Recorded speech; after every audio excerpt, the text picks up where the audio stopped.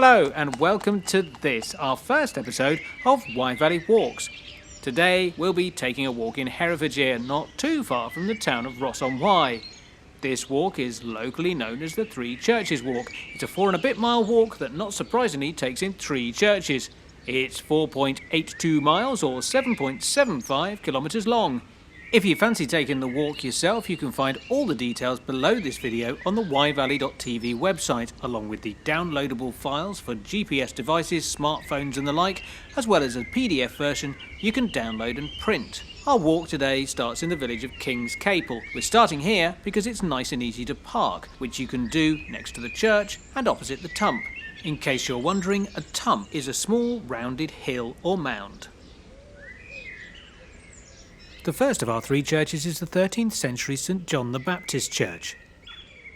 The church and churchyard stand on the site of the former bailey of a Norman castle. The tump across the road is what remains of the motte.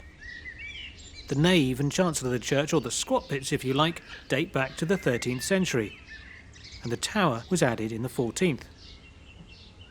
In the 15th century they finished the job with the addition of the porch and Lady Chapel. Inside it boasts a Jacobean pulpit and pews dating back to 1638. On Palm Sunday, pax cakes are distributed in the church. If you've never heard of a pax cake, I'm not surprised. It seems to be a local custom from the 16th century that may or may not have originated at the behest of a Lady Scudamore. The idea is that you break a pax cake, which seems to be something like a pancake or perhaps a bun, with someone with whom you have quarrelled. It's the cake version of burying the hatchet. It's a custom that is now only observed here and at Sellack on the other side of the river. Speaking of Sellack, that's where we're heading next.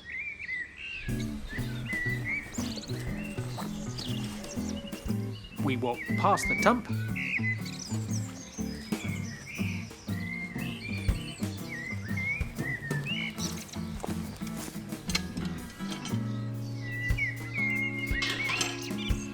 through a gate, across a private drive, and over a stile.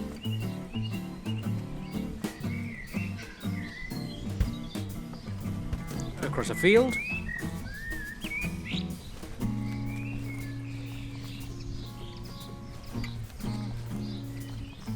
through a kissing gate,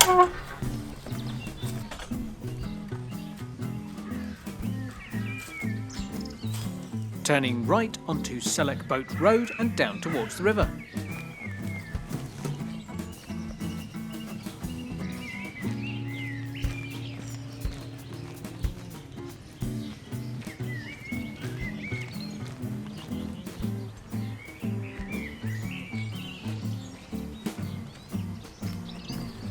Once you reach the bottom of the hill, the road veers off to the left, but intrepid explorers that we are, we will continue straight along on a path that leads to a suspension footbridge across the river.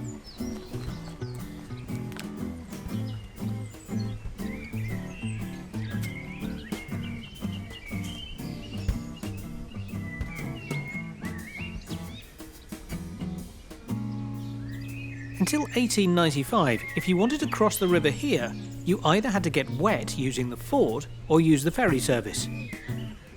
Once the bridge was built in, you guessed it, 1895, the ferry, which had been running for centuries, was no longer needed.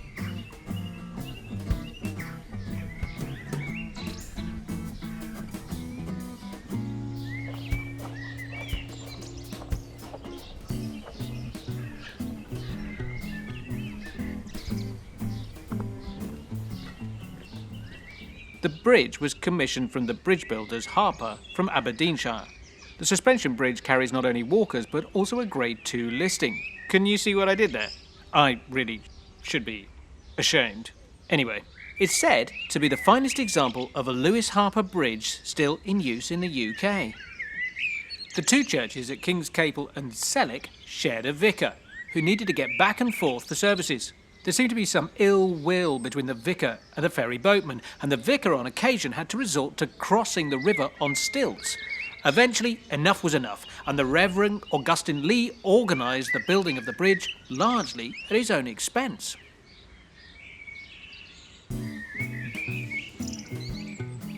Once you've crossed the river, it's just a simple matter of going straight on, following the path and using the now easily visible church as a guide.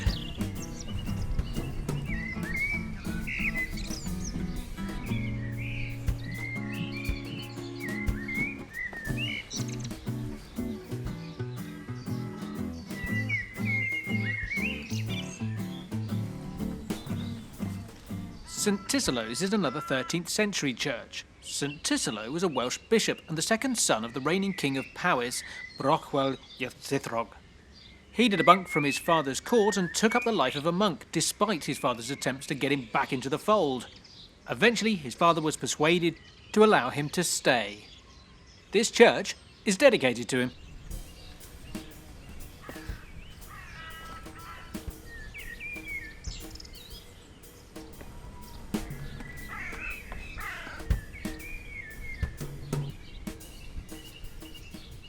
In January of 2017, a dozen unidentified skeletons were discovered in a broom cupboard in the church. The find was made by workmen who were converting the cupboard into toilets. A sealed crypt was also discovered. The bodies are thought to have been buried about 600 years ago, before the building of the bell tower. Once you've finished having a nose around the church, you come back out through the church gate and head back towards the stile. Cross this stile and turn left. Cross another stile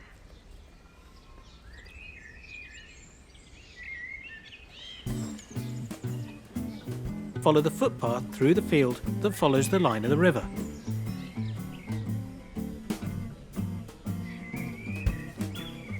We follow this path and leap lithely over the stile onto a track that we follow along the river and around a bend. We climb over a stile onto the road and, ignoring the first left, take the second, signed Kynaston and Hentland. We follow this road until it bends sharply to the left, at which point we follow the public footpath sign and take the track to the right. We continue along this track until we reach the Y junction at the electricity pylon. Here we take the right-hand fork. We follow this path past a field gate until we reach a kissing gate.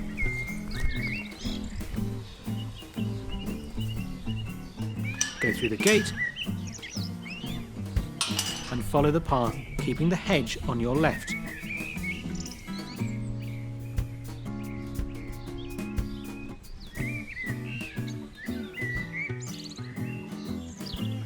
Halfway across the field, we pass through another kissing gate.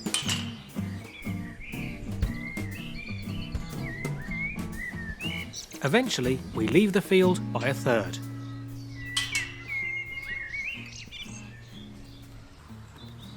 So now, I go straight across this track and on towards Hoarwithy.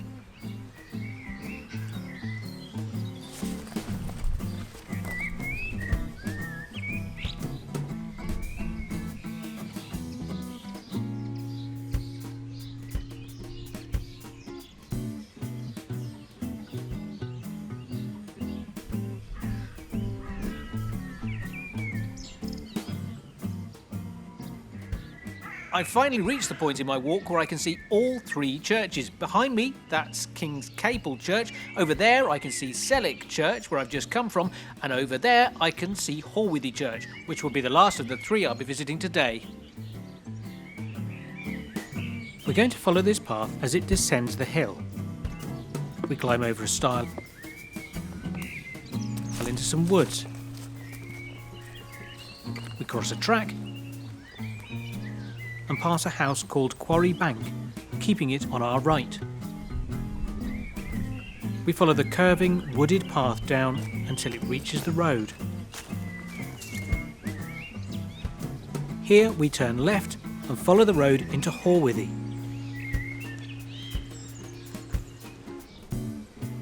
Hoarwithy's name was recorded in the 13th to 14th century as Hoarwithy and means "at the willow tree on the boundary." It's recorded in the Domesday Book. we continue over the delightfully named Wriggle Brook, past the New Harp Inn, to the Church of St Catherine.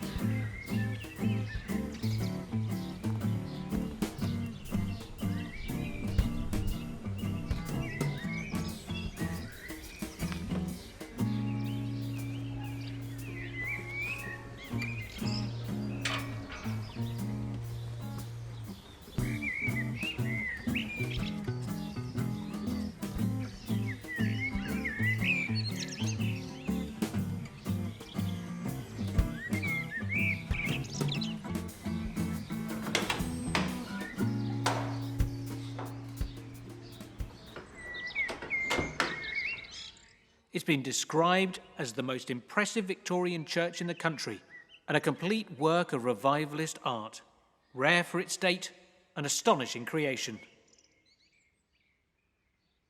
The church itself might seem a little out of place. It looks like it would be more at home in Rome, and with good reason. Originally, this was just a small chapel built in 1840. Then, in 1854, one William Poole was appointed to the position of vicar. He wanted to spruce the place up a bit, describing the chapel as an ugly brick building with no pretensions to any style of architecture.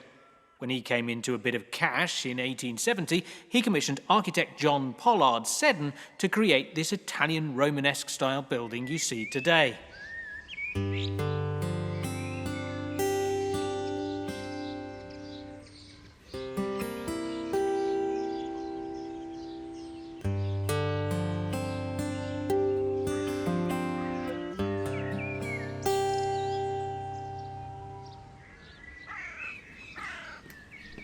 Now it's just a matter of getting back to the first church and, of course, the car. We head back the way we came, but this time we take the first road to the left, which is signed for King's Caple and Carey.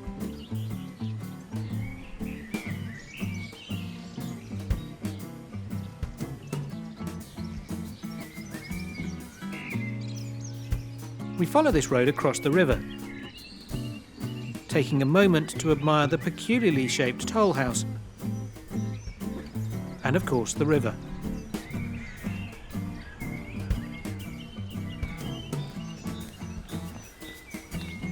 The bridge we cross today is a modern replacement for the original wooden bridge built in 1856, and an iron replacement built in 1876. Because this bridge was only capable of carrying up to 7 tons, it was replaced in 1990.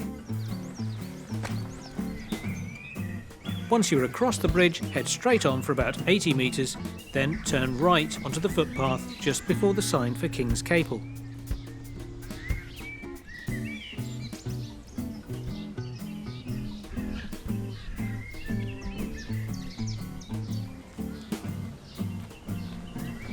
This path soon widens out into a decent-sized farm track. Ignore the footpath to your left and continue until you reach the road.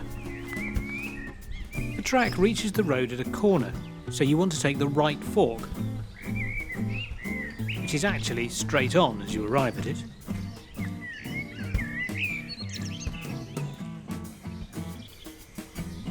Walk up this road until you reach a Y junction next to a house called Mayfields and take the left fork. Follow this road up the hill, and when you reach the next junction, bear left. This, interestingly enough, is a Roman road, which used to cross the river to the west of us and link up with the major Roman road to the east, which went up to Chester, some 86 miles north of here.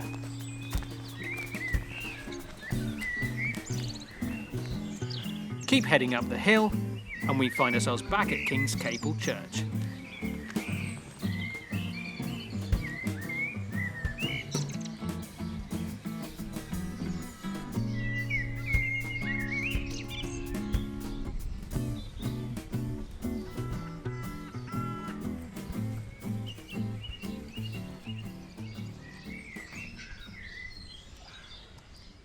So that was the Three Churches walk. We've ended up where we began.